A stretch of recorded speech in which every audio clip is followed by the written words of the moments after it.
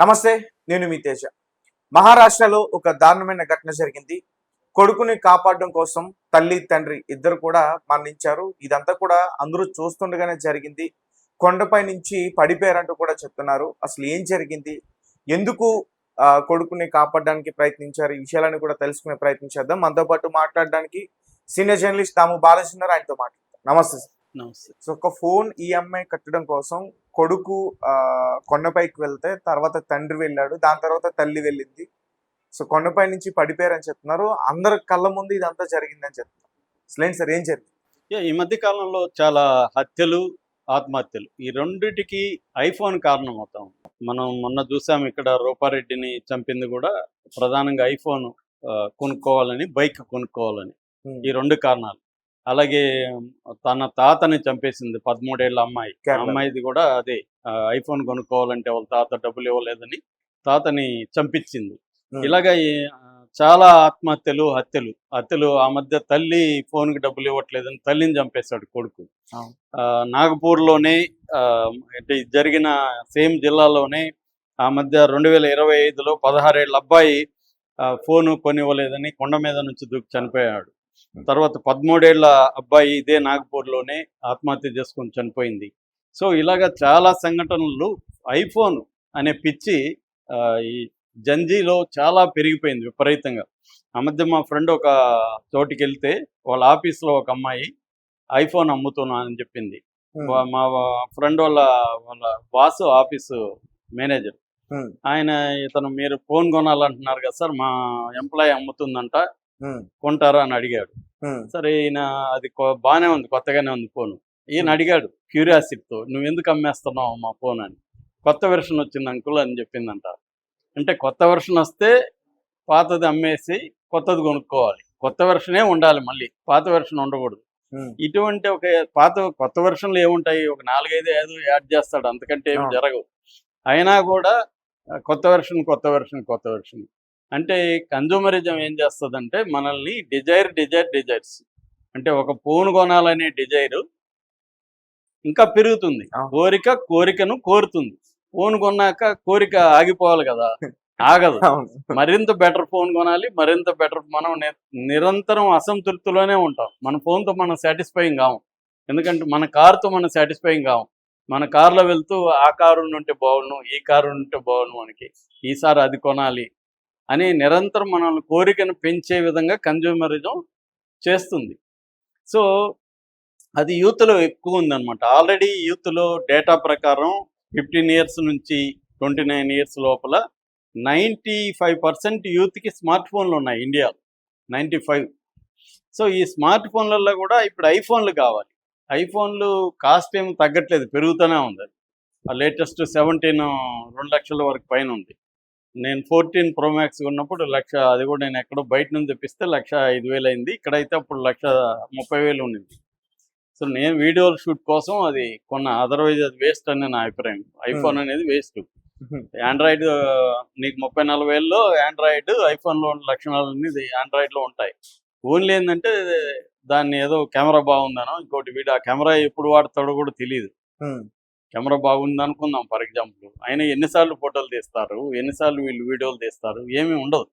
ఆ సాగుతో కొనడం అనమాట. అదొక ప్రెస్టేజ్ లాగా అయిపోయింది. అందరూ ఐఫోన్ ఉంటే ఒక ప్రెస్టేజ్ ఫీలింగ్ ఐఫోన్ ఉంటే నువ్వు ఒక పెద్ద క్లబ్ లో ఉన్నట్టు అలా అయిపోయింది అనమాట. అంటే మన వస్తువులు ఫంక్షనల్ వాల్యూ పోయి దానికి ఒక పిక్చర్స్ వాల్యూ వచ్చేసింది. మనకి ఇది అవసరమా లేదా కాకుండా నాకు ఇది కావాలి అంటే వాంట్ ప్లేస్లో నీడ్ అనేది వచ్చేసింది అనమాట కన్జ్యూమరిజంతో. సో ఇది సిమిలర్ ఇన్సిడెంట్, ఒక దురదృష్టకరమైన సంఘటన. ఇది ముందుగా ఏం జరిగిందో చెప్పుకుందాం. ఇది వచ్చి ఛత్రపతి సంభాజీ నగర్ అని ఒక ఏరియా ఉంది మహారాష్ట్రలో. అక్కడ జల్టాపటా అనే ఒక గ్రామం. ఆ గ్రామంలో మురళీధర్ చందేగుడే అనే ఒక ఆయన డ్రైవర్గా పనిచేస్తున్నాడు. ఆయన భార్య పేరు సంగీత చందేగుడే. వాళ్ళకి ఒకే ఒక అబ్బాయి, 19 ఏళ్ల కునాల్ చందేగుడు. ఈ అబ్బాయికి సెల్ ఫోన్ అబ్బాయి వీళ్ళ నాన్నకి అమ్మకి చెప్పకుండా ఈఎంఐలో సెల్ ఫోన్ కొనేశాడు ఆన్లైన్లో. ఇప్పుడు ఈఎంఐ కట్టాలి. వీడి దగ్గర ఎక్కడ ఉంటాయి డబ్బులు 19 ఏళ్ళ కుర్రాడి దగ్గర. నాన్నకి మొన్న చెప్పాడు, నాన్న నేను ఈఎంఐలో కొన్నాను ఫోను, నువ్వు డబ్బులు కట్టాను. అదేందిరా నేను ఎక్కడ డబ్బులు కట్టేది, నీ చదువులకి ఇంటికి నా ఆటో దోలి నేను కష్టాలు పడుతుంటే నీకెక్కడి నుంచిరా నేను కట్టేది, నువ్వెందుకురా ఇప్పుడు ఐఫోన్ కొన్నావని గొడవ వేసుకున్నాం. ఇద్దరి మధ్య గొడవ జరిగింది. ఆ గొడవతో కోపంగా వీడు ఏమంటే పక్కనే దగ్గరలో ఆ విలేజ్కి ఆనుకొని ఒక పెద్ద కొండ ఉంది, ఆ కొండపైకి వెళ్ళిపోయాడు. నేను చచ్చిపోతాను. అదేమంటే స్టీప్గా ఉంటుంది కొండ, లోయ ఉంది, అక్కడ నుంచి పడితే ఇంక మనిషి బతకడు. అక్కడికి వెళ్ళిపోయాడు. దాంతో ఈయన ఏడుస్తూ పరిగెత్తాడు తండ్రి. అతని వెనక ఈమె కూడా పరిగెత్తుంది. ఊర్లో వాళ్ళంతా ఏమైందని ఊర్లో వాళ్ళు పరిగెత్తారు. మాజీ సర్పంచ్ ఎవరో పోలీసులకు ఫోన్ చేస్తే పోలీసులు వచ్చారు. తర్వాత దాని ఏమంటారు ఫైర్ డిపార్ట్మెంట్ వాళ్ళు వచ్చారు. వీడిని కాపాడుదాం అనుకుంటే వాడు ఒక చోట ఉండట్లేదు, ఇటు పరిగెత్తున్నాడు అటు పరిగెత్తున్నాడు. ఎక్కడ వీళ్ళు ఆగి ఆ నెట్ గిట్టు పట్టుకోవాలంటే ఒక దగ్గర ఉంటే, ఇప్పుడు ఏదో వాటర్ ట్యాంక్ అనుకో, చుట్టూ నెట్ పట్టుకొని నిలబడతారు. వచ్చారు. ఇది 3 గంటల సేపు జరిగింది ఆ డ్రామా. ఇది ఒక 10 నిమిషాల్లో కాదు, 3 గంటలు జరిగింది. అందరూ అరుస్తున్నారు. ఆయన సంజయ్ జాదవ్ అని ఎక్స్ సర్పంచ్, బాబు నేను ఐఫోన్ 15 నేను తీసిస్తారా అరుస్తున్నాడు. వీడియో ఉంది, ఇదంతా వీడియో రికార్డ్ చేశారు కొంతమంది. ఆయన అరుస్తున్నాడు, బాబు వచ్చే నాన్న నేను ఇస్తాను నీకు ఐఫోన్ అంటే అరుస్తున్నాడు. వీళ్ళు ఏడుస్తున్నారు అమ్మా నాన్న. ఈ లోపల వాడు దిగట్లేదు. నాన్నకి భయం అవుతుంది, వాడు ఏమన్నా చేసుకుంటాడేమో. నాన్న ఎక్కేశాడు, నాన్న కూడా కొండ ఎక్కేసి నేను పోయి ఆపుతానని. పోలీసులు అరుస్తున్నారు మీరు వెళ్ళకండి అని, కానీ ఆయన ప్రాణం ఊరుకోలేదు. కొడుకు మీద ఉన్న ప్రేమ వెళ్ళిపోయాడు. వెళ్ళిపోయి పట్టుకున్నాడు కొడుకుని. పట్టుకుంటే వాడు ఒప్పుకోవట్లేదు. వాడు వీళ్ళు అరుస్తున్నా ఫోన్ తీసిస్తున్నాం అన్న కూడా వాడు ఒప్పుకోవట్లే, నేను చచ్చిపోతాననే అంటున్నాడు. ఎన్ని చెప్పినా వినట్లేదు. ఈయన చివరిలో ఈయన వెళ్ళాడు. అప్పటికి 3 గంటలు దాటింది. వెళ్ళి పట్టుకున్నాడు. పట్టుకుంటే వాడు ఈయన్ని ఇది చేసి దూకేశాడు. ఈయనకి కూడా బ్యాలెన్స్ తప్పయి ఈయన కూడా పడిపోయాడు. ఇద్దరు చనిపోయారు. అది చూసి తల్లి తట్టుకోలేక ఈమె పరిగెత్తి ఈమె కూడా దూకి చచ్చిపోయింది.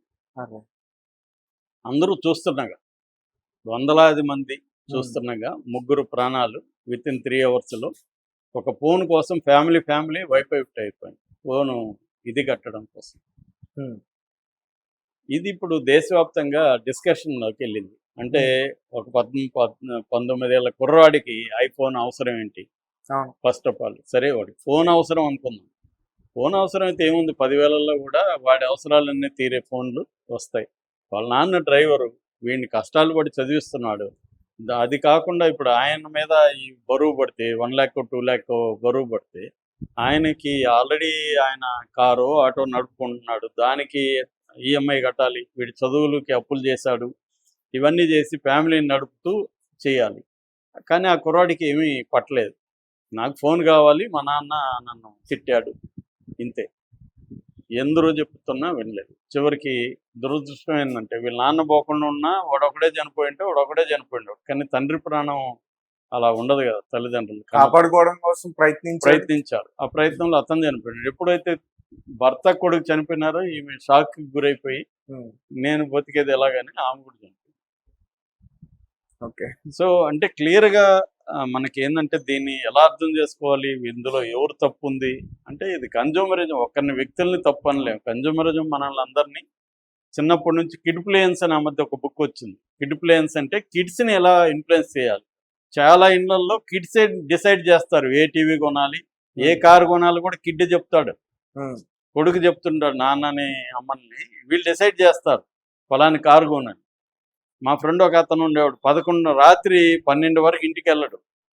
ఎందుకంటే వాళ్ళ ఇంట్లో 2 పిల్లలు, నీది ఇంకా మారుతి కారే ఉందా, స్విఫ్ట్ ఏముందా, నువ్వు బిఎండబ్ల్యూ ఇప్పుడు కొంటావు, లేకపోతే అదేంటి ఇదేంటి, ఆ ఫోన్ ఇప్పుడు కొంటావు, ఐఫోన్, ఇది బుర్ర తినేస్తారు భార్య 2 పిల్లలు. అందుకని వాళ్ళు పడుకున్నాకెళ్ళి మళ్ళీ లేచి వస్తాడు. అతను ఇంట్లో ఉండడానికి భయం అతనికి. ఎందుకంటే తన జీతంలో అవన్నీ చేయలేడు. తనకు ఒక స్విఫ్ట్ కార్ అయితే ఉంది, కానీ అది సరిపోదు వాడికి. ఇలాగా అంటే కన్జ్యూమరిజం వల్ల ఏమవుతుందంటే పిల్లలకి అవసరం ఉన్నా లేకపోయినా అవసరం ప్లేస్లో, నేను చెప్పినట్టుగా నీడ్ ప్లేస్లో వాంట్ అనేది చేరిపోయి కోరిక కోరుతూనే ఉంటే దాన్ని సప్లై చేయలేక ఈ మోడర్నిటీ తీసుకొచ్చిన దీంతో ఆత్మహత్యలు, హత్యలు ఈ రెండు పెరుగుతున్నాయి. అంటే జనాల ప్రిస్టేజ్గా మార్చేసి, నాకు బాగా గుర్తు లాంగ్ బ్యాక్ నేను మామూలుగా నోకియా ఫోన్ పెట్టుకొని ముంబై వెళ్ళా. అక్కడ మా ఫ్రెండ్ కుర్రాడు ఉన్నాడు. వాడు మీరు కాబోయే డైరెక్టరు అంటే ఒక అక్కడ ఆఫీస్ ఓపెన్ చేసి సినిమా తీద్దామని వెళ్ళాం. కాబోయే డైరెక్టర్ ఈ ఫోన్ పెట్టుకుంటే ఎలాగా అంటాడు. నాకు ఈ ఫోన్ చాలు కదా అని నేను, లేదన్నా మీరు మంచి ఫోన్ వాడాలి, జనం ఇది చూస్తే మీరు డైరెక్టర్ అనుకోరు. ఇలాగా ఇప్పుడు వాళ్ళు అనుకోవడం కోసం మనం పెద్ద ఫోన్ కొనాలి. ఇక్కడ నుంచి ట్రాప్ అనమాట, ఇది కన్జ్యూమర్ ట్రాప్ అనేది మనకి. అందుకనే ఒక జిగ్మండ్ బోమన్ అనే సోషాలజిస్ట్ ఏమంటా అంటే, ఇంతకుముందు I think therefore I am అనే ఒక ఇది ఉండేది. నేను ఆలోచిస్తున్నా కాబట్టి నేను ఉన్నాను. ఇప్పుడు ఏంటంటే I shop therefore I am. నేను షాపింగ్ చేస్తేనే నేను బతుకున్నట్టు లెక్క. నేను ఏ వస్తువు కొనకపోతే నేను బతుకున్నట్టు కాదు. అందుకని అవసరం ఉన్నా లేకపోయినా కొనే విధంగా మనల్ని సోషల్ మీడియా, అంటే మన ఇద్దరం ఇప్పుడు ఏదైనా మాట్లాడుకుంటే ఇమీడియట్గా నాకు యాడ్లు అవే వస్తాయి. ఫోన్ అంటే ఫోన్ యాడ్లే వస్తుంటాయి, అది వింటది యాప్. సో ఇలాగ మనల్ని ట్రాప్ చేసి మన డిజైర్స్ని పెంచి ఆత్మహత్యలు హత్యల వైపు పురికొల్పుతుంది. ఇంకా పెరుగుతాయి మన దేశంలో, దీన్ని ఎవడు ఆపలేడు. అటువంటి ఒక దురదృష్ట సంఘటన అంటే ఒక 3 అవర్స్లో ఒక ఈఎంఐ కోసం ఒక ఫ్యామిలీ కళ్ళ ముందు జరిగింది. వాళ్ళందరూ షాక్లో ఉన్నారు. ఆ వీడియో తీశారు, అది వైరల్ అవుతుంది. ఇంతకు ముందు బైక్ గురించి జరిగేది ఇళ్ళల్లో ఇలా. బైక్ గురించి కూడా ఐఫోన్. ఇప్పుడు ఐఫోన్ ఎక్కువగా ఐఫోన్ గురించి వింటున్నాం. Right, thank you so much. Thank you.